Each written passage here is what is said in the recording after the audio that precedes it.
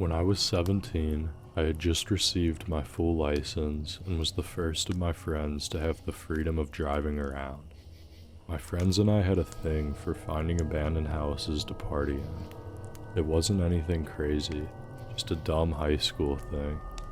Most of the time, we'd find foreclosed homes or places that had just sat empty for years. Nothing too sketchy. One day, on my way home from work, I noticed this unfinished house sitting just off the road. It was huge, like someone had started building a mansion and then stopped. No driveway, no landscaping, just a bare-bones structure with a big, empty lot behind it. I passed it all the time and never saw a single car there. No signs of construction picking back up. A couple weeks later, I mentioned it to my friend Matt. Before we went to see a movie one night, I decided to drive him by. It was just getting dark, so I had my headlights on. I pulled up to the front of the house, letting the beams light up the entrance. We weren't even thinking of getting out, just wanted to take a quick look. That's when Matt noticed something. There was a chair inside. Not like construction equipment or tools, just a single plastic folding chair sitting in the middle of the open space where the living room should have been, like someone had been sitting there, watching. Then I saw the tire tracks, fresh ones, leading around the side of the house, disappearing into the overgrown backyard. We noticed more peculiarities, like bags of snack food, cigarettes, and what I am convinced was a crack pipe. We sat there for maybe 10 seconds, not really talking, both getting a weird feeling about the place, and then headlights appeared in my mirror. At first, I thought it was just another car passing by, but the truck turned in after us, coming fast. I didn't even hesitate. I threw the car into reverse and got back onto the road. The truck followed, close, with its high beams on, riding my bumper so tight that I honestly thought they were going to hit me. Matt was freaking out, but I just thought it was someone with serious road rage.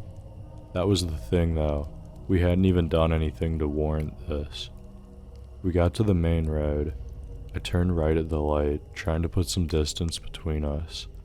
That's when the truck did something that made my stomach turn. Instead of turning normally, it cut through the gas station on the corner, a straight up illegal move, just so it could pull out ahead of us. It drove in front of us and then stopped, facing our car. I slammed on the brakes and the truck's passenger side door opened. A huge guy stepped out, not just tall but wide, built like he did heavy labor every day of his life. He was wearing jeans and a dark t-shirt, no expression on his face. The driver just sat there, barely visible behind the windshield tint, like he was waiting to see how this played out. The guy walked up to my window and knocked, hard. I didn't want to roll it down. Every part of me was screaming not to, but at the same time, it was decently busy in this area, and someone would see if he tried anything. I rolled it down just enough to talk. "What were you doing at that house?" His voice was low and flat. I forced a laugh and said I was just making a U-turn. He stared at me for way too long, just standing there, thinking. Now that I'm older, I recognize that he was probably on some serious drugs, the way his eyes were, and how intense his stare was. Then he smiled, not like he believed me, more like he knew I was lying and didn't care. He tapped the roof of my car twice and leaned in slightly and told me to drive safe. Then he turned, got back into his truck, and they pulled away like nothing had happened. We sat there in silence for a solid 10 seconds before Matt asked what the hell that was all about. I didn't answer. I didn't know. The more I thought about it, the more I started piecing things together. The fresh tire tracks leading to the back of the house, the plastic chair, the fact the house was unfinished, the pipe, and how immediately someone came after us, like we had tripped a silent alarm. I don't know what was going on there, but it sure as hell wasn't normal. To this day, that house is still unfinished, still sitting there like it's waiting for something, and I never drove down that road again. I'm assuming that someone was using it as some sort of drug lab, which still does not make sense to me, as it isn't in the quietest area.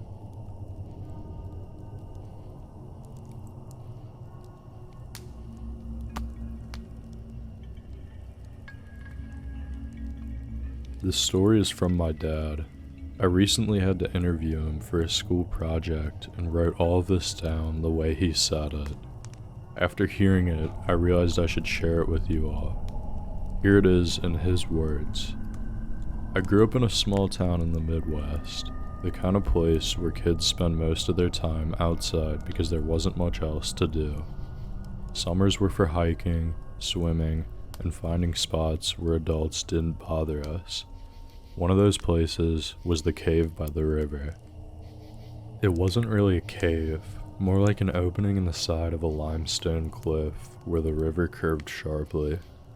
It was deep enough to be unsettling if you stared too long into the darkness, but no one had ever seriously explored it. It had been there forever, passed down as a legend by older kids. It was the place where people claimed weird stuff happened. Some said a guy went missing in there back in the 60s. Others swore that if you went in far enough, you'd find things. Burn out candles, weird carvings on the walls, bones. Most of that was probably bullshit, but it was the kind of spot that drew kids in. Dangerous enough to be exciting, but close enough to town that no one ever took it seriously. It was the 90s, which means most kids' parents worked all day, leaving them alone at the house. Me and my best friend Danny were hiking that stretch of the river one afternoon, just goofing off, skipping rocks, talking about dumb teenage shit. We weren't planning to stop at the cave because we had probably seen it hundreds of times, but when we rounded the bend, we saw two people standing right outside of it. They weren't dressed like normal hikers. The guy was wearing an old-fashioned red tailcoat, like the kind a ringmaster would wear, but faded and dirty. His sleeves frayed at the ends. His face was lean with sharp features. He stood like he was too stiff, too still, waiting for someone. The woman was worse. She wore a long, flowy white dress with red polka dots. Not quite a clown costume, but something very close. Her hair was long, greasy, and unkempt, and when she saw us, she smiled too quickly, like she had been expecting us. Danny and I slowed down, glancing at each other. There was no reason for two adults to be standing there, dressed like that, just waiting. The guy lifted his hand in a wave. "Hey there, boys," he said. His voice was too friendly and practiced. Neither of us said anything. We just kinda nodded and kept walking, but the woman took a step forward. "You're not gonna come check out the cave?" she asked. Her voice was weirdly soft, almost like she was trying to sound comforting, like a kindergarten teacher. I remember Danny clearing his throat and saying, "We've seen it before." The guy chuckled. "Oh, I bet you haven't seen it the way we have." I could feel my stomach twisting into knots. Something about them, the way they were standing between us and the entrance, the way they kept smiling, felt wrong. They had a lantern sitting just inside the cave. It was one of those old kerosene lanterns, casting this weird, flickering glow on the rocks. Not a flashlight, not something you'd bring for a normal hike. The whole thing was just so odd, and I realized how scary it was that two adults were trying to lead two kids into a cave. Danny must have seen it too, because he muttered, "We gotta go." We picked up the pace, walking fast, trying not to seem panicked. The guy didn't say anything, just watched us, but the woman, she started humming. It was soft at first, but as we got further away, she sang a few words. I can't for the life of me remember what she said, but in that fake, deep voice, she sang something close to, "Round and round the children go, where they stop nobody knows." I didn't turn around. I couldn't. I just grabbed Danny's arm and kept moving. We didn't stop until we were back near town, panting and hearts pounding. Neither of us spoke for a while. Finally, Danny said what we were both thinking. They definitely were trying to lure someone in there for God knows what. The cave was a known spot. Every kid in town had been there at some point. Some teenagers even dared younger kids to step inside to prove that they weren't scared. It was the kind of place where a kid could wander in, thinking nothing of it. And they had been standing right at the entrance, and they had a lantern set up inside. What would have happened if we had been younger, if we had gone inside with them? That night, I had trouble sleeping. I kept thinking about the way the woman smiled too quickly. The way the guy stood too still, too stiff, like he was waiting for a cue. The way she started singing that rhyme as we left. We never told anyone, never reported it, but we also never went back. Kids went missing a lot in our area, and seeing something like this makes me sick to my stomach to think it may have worked on a different child.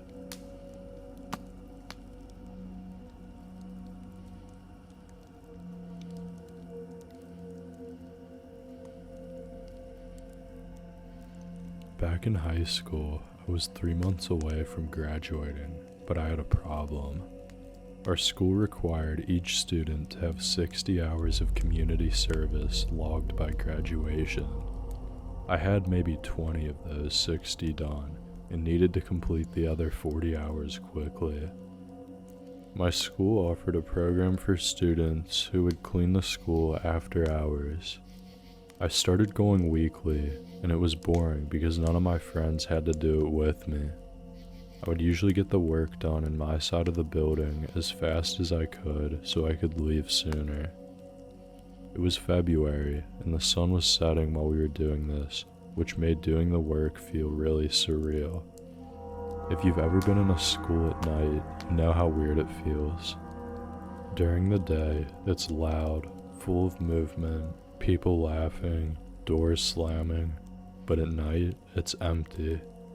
The fluorescent lights buzz louder. The halls feel longer, like they stretch out just a little too far.